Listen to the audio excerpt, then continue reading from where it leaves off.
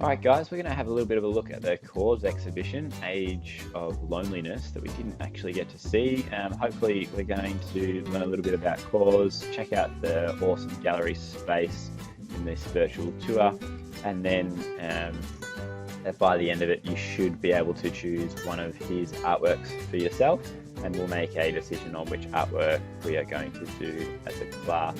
So this is going to help your artisan studio practice stack, but it'll also help your stack in Unit 4 as well. So let's just have a little bit of a look, a little bit of a wander through the space. Feel free to jump on the NGV website after this and have a look. Let's see here, it's quite a big exhibition. We jump in here to the Federation Court in the NGV to see his first work. If you want to have a look at the exhibition labels, they're there for you to look at. You'll have to sort of figure out which artwork's which and how to navigate around it. But here we go, let's have a look and we'll head into the KAWS exhibition. So hopefully we know now that KAWS's real name is Brian Donnelly, and he's referred to as KAWS because of his early street artworks, where you can see here his tag, I guess, for lack of a better word, was KAWS, and that's what would appear around the Jersey and Manhattan area. So he's admired for his larger-than-life sculptures and coloured-filled paintings that cast a hybrid cartoon and human characters drawn from pop culture and animation across generations to form a distinctive artistic vocabulary. KAWS's prolific body of work bridges the worlds of art and design to include paintings, murals, large-scale sculptures, street and public art, and graphic and product design. His work is influenced with humour, humanity, and the acute sense of the preciousness of our time. The work of KAWS reminds us that we need one another, and that in the face of fear and hatred, we should aim to live as compassionately as possible to combat this age of loneliness. Quite relevant to some of your themes in some of your folios, as well as this time of isolation at home. So we get started here with KAWS's earlier work. His friend gifted him a key to these phone box and bus shelters, so he was able to take down these advertisements, take them home and work on them for an extended period of time. I guess that what that's allowed him to do is to really define his artworks, make sure he gets the brush strokes right. These are acrylic paint over the top, and I guess that's allowed him to not have the fear of being caught by the police, as he, in theory, vandalizes property, and this is his version of street art. You can see as we go across here how different the artworks look just because of what he's done to them. So we can see the characters on there really change the meanings and messages and create a different cultural definition to what the original advertisement was supposed to do. So here there's not much information on these. Most of these are called Untitled DKNY or something along those lines, but they would be a good choice for you to do in your folio, because there's heaps of cultural context. The materials and techniques are easy to talk about. So when you're thinking about choosing an artwork, I would say that's a good option if that's something you'd like to do. So we float through this part of the space here. We come in around this corner. So KAWS actually studied at the same school as Keith Haring, who had an exhibition on at the same time, and he learnt quite a lot about, I guess, cartoon animation and scenes like this, working on things like 101 Dalmatians, MTV's Daria, and he was, I guess he learnt those skills and those processes, which is really important for you guys to understand and include in his history and his influences of his artwork. And that's led him to be able to create artworks like this, where we can see Snow White here. We probably know the original image.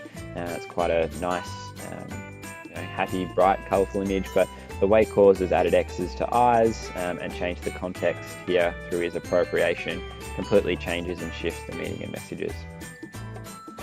And Snoopy again was one of those ones that KAWS like to work on. And we can see the KAWS tag underneath here. And later on, he actually goes through a Snoopy phase of his artwork. I think this is from Fat Albert. I could be wrong. Again, you know, what does his X's on eyes do to it? He's appropriated the images, and most of them look extremely similar to original scenes painted. So for those of you who know the Smurfs, we know the Papa Smurf character. We know that a lot of the other Smurfs had, you know, very individual personalities, but because of the X's on the eyes here, it completely changes how you might convey or perceive the meanings and messages in this artwork. Papa almost looks like he's quite an angry dictator here. And those familiar with the show know that that's not quite the case. This part of the room here goes into the Kimpsons or the Simpsons. This artwork here sold for a very surprising amount at auction and really sort of set KAWS into the scene of art. If we have a look here, you know, we know the Simpsons, we know the characters, we know the craziness of them. You can see here they've all got X's on eyes and heads mixed around. So, and then in this one, they're all sort of swapping characters and a bit headless. So we know that the Simpsons are, you know, quite a bright, colourful group of characters. And here they're going through crazy, jumping through hoops. But they're doing it as a family, I guess. So there is a component to that. And a bit of a story being told through this series that winds up here with the roses and somewhat normalised heads, I guess. And we've got a few works here on SpongeBob as well. So I guess these are some works you might choose. I think these ones are a little bit more difficult to choose than possibly the billboards and the companions coming up, but feel free to explore them. I guess I'd just like to touch base with a few of you guys in your folios. This is the sort of stuff that I'm not seeing much exploration with. So cropping, looking at how you present your work in frames and how much that changes the artwork. If we actually saw Marge's head here, the meaning would be completely different. So just think about maybe even putting this in your folio as a reference point and a bit of inspiration, but how can you work similar to that and look at how your works might be shifted through cropping and framing them. We jump in to this little gallery space here. We've got a Michelin Man there and almost a Gumby, I think it is here, going into the three-dimensional sculptures. I'm going to jump through these areas a little bit quickly now that we're starting to get a good understanding of the exhibition space and KAWS's work. And while we're doing this, thinking about how you might represent your work differently, as well as what can we learn about KAWS that's going to be relevant to our stack.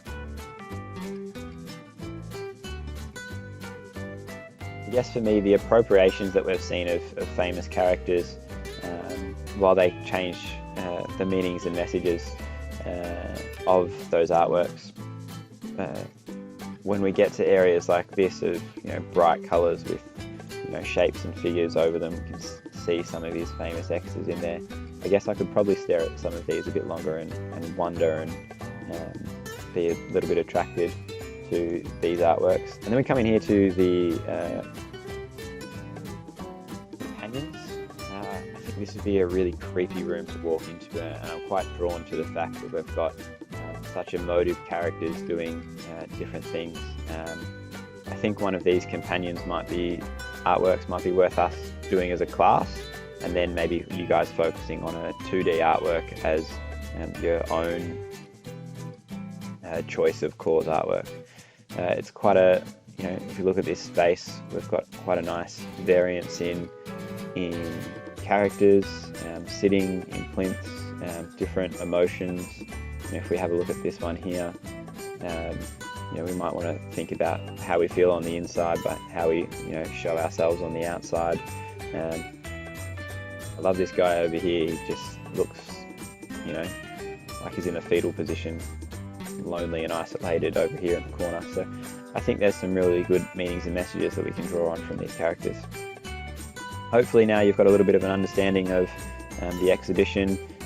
That's sort of the conclusion of it. We'll finish here with going into a gift shop and what you can buy, and some of his sketches of pretty well branded artworks. I guess KAWS is one of those artists who is actually probably making a lot of money for the time that he's alive, because he brands his own work. These toys and figurines sell for thousands and thousands of dollars.